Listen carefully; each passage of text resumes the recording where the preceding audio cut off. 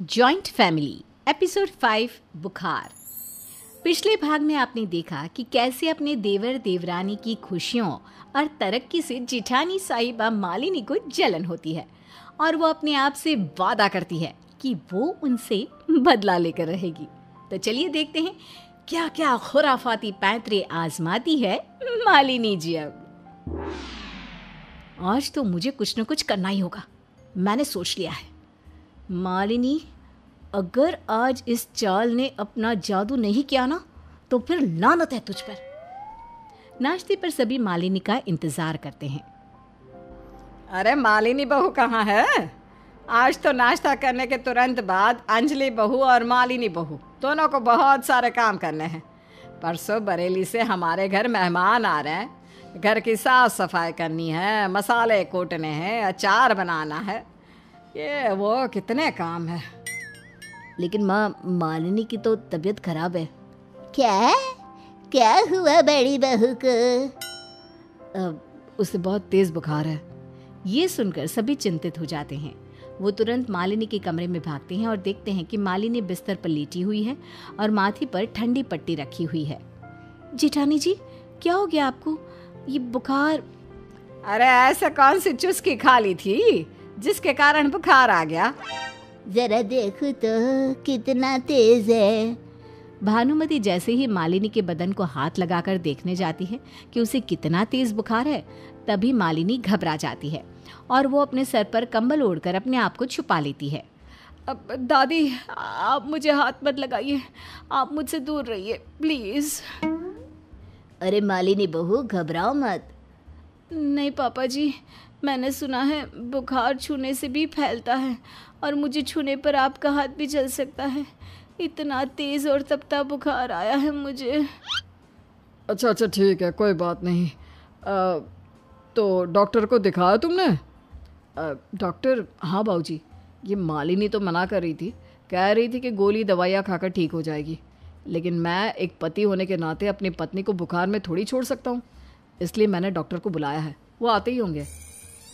क्या डॉक्टर? लेकिन तुम्हें इतनी परेशानी उठाने की क्या जरूरत थी? अरे मालिनी बेटा, व्हाट परेशानी? रौनक तुम्हारा हस्बैंड है तो यह तो रिस्पॉन्सिबिलिटी है, इसलिए उसने डॉक्टर को कॉल किया है यहाँ पर आने के लिए। यस भाभी, डॉक्टर जैसे ही इंजेक्शन देंगे सब ठीक हो जाएगा और आपका बुखार भी ना चुटकी बजाते ही भाग जाएगा। तभी वहाँ पर डॉक्टर आ जाते हैं और डॉक्टर को देखकर मालिनी और भी घबरा जाती है। वो अपने आप से कहती है, हे भगवान, अब मैं क्या करूं? मुझे तो कुछ समझ में नहीं आ रहा।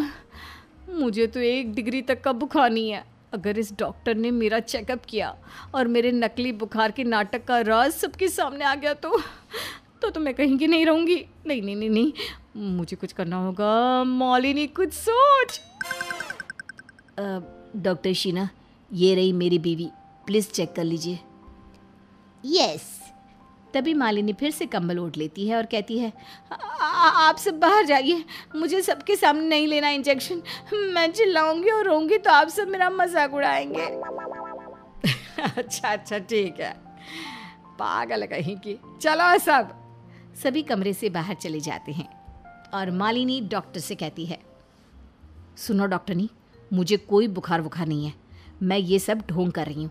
ये लो, ये पैसे रख लो और किसी को कुछ मत बताना प्लीज़, मैं तुमसे विनती करती हूँ। ओके, मैं किसी को कुछ नहीं बताऊंगी।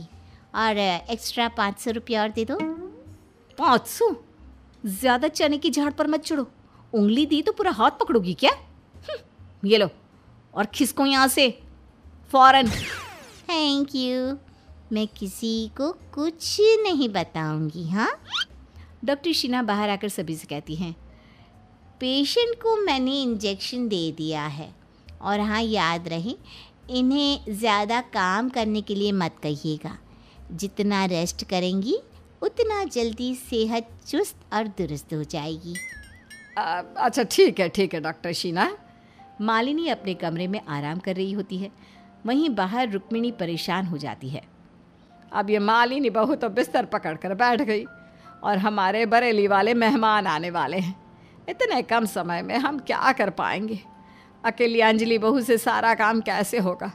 हम भी हाथ नहीं बटा सकते क्योंकि हमारे पैर और हाथ दोनों की हड्डियाँ ज़्यादा काम करने से दर्द करने लगती है। माँ जी, आप ज़रा भी चिंता मत करिए, मैं हूँ ना, 1-2 दिन के लिए मैं सारा काम तो कर ही सकती हूँ। जेठानी जी की जगह मुझे किसी और की ज़रूरत नहीं है। आप प्लीज़ फिक्र मत कीजिए, मैं कर लूँगी सारा काम, विश्वास कीजिए मेरा। अरे लेकिन अंजलि बहू। ओफो माँ जी, मैं कह रही हूँ ना। अब जब छोटी बहू कह रही है तो मान लेना उसका कहना। ठीक है अंजलि बहू, अब तुम इतना कह रही हो तो मैं कैसे तुम्हें रोक सकती हूँ। अंजलि सारा काम करना शुरू कर देती है। वो साफ सफाई से लेकर रसोई का काम खुद अकेले ही करती रहती है। माँ जी से कह तो दिया कि सारा काम कर लूँगी, लेकिन इतने सारे काम को करने के बाद कहीं मैं भी जेठानी जी की तरफ बिस्तर ना पकड़ लूँ। नहीं नहीं अंजलि, तू कर सकती है, you can do it. Malini अपने कमरे की खिड़की से झांक कर अंजलि को पूरे घर की सफाई करते हुए देखती है तो मन ही मन बहुत खुश होती है।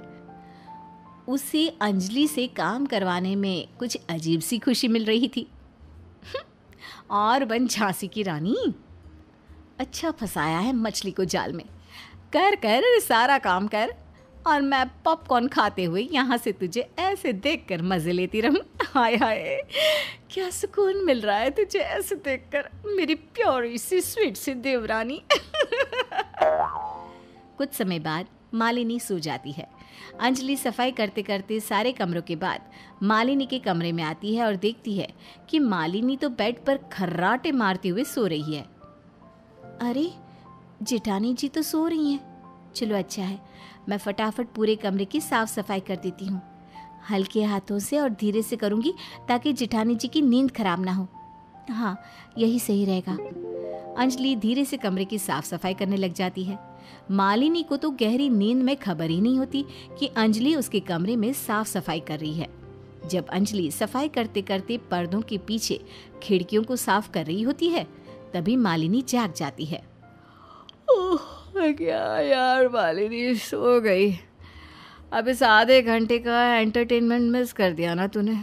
चल फिर से जाग कर देखती हूँ कि क्या असर हो रहा है उस नकचिड़ी करमजली अंजलि पर मेरे इस बुखार के ढोंग का। ये सब अंजलि पर्दों के पीछे से सुन लेती है और वो एकदम से चौंक जाती है। क्या? इसका मतलब जेठानी जी ने ये बुखार का नाटक किया है ताकि सारा काम का लोड मुझ पर पड़े। लेकिन क्यों किया ऐसा? मालिनी पर्दों को खोलती है और भावुक अंजलि को वहां खड़ी देख लेती है और पूरी तरह हैरान होकर चिल्ला पड़ती है। तुम यहाँ कैसे? मेरी बातें तो नहीं सुन ली ना? मुझे ना नींद में कुछ भी बढ़ाने की आदत है, तो इतना गौर मत फरमाना उस बातों पर। अब आप चाहे कितना भी छुपा लो, सच तो मेरे सामने है और वो सच मैंने सुन भी लिया है। अंजलि मालिनी के बदन पर हाथ लगाकर उसका बुखार चेक करती है और उसे पता चलता है कि मालिनी को बुखार है ही नहीं। आपको तो जरा भी बुखार नहीं है। आपने ये सब नाटक क्यों किया? क्या मिला आपको मुझे परेशान करके? अरे क्या बिगाड़ा था मैंने आपका जेठानी जी? मैं तो आपको मेरी बड़ी बहन की तरह मानती हूँ, सम्मान देती हूँ, और उसके बावजूद भी ये आपने बिल्कुल सही नहीं किया जेठानी जी।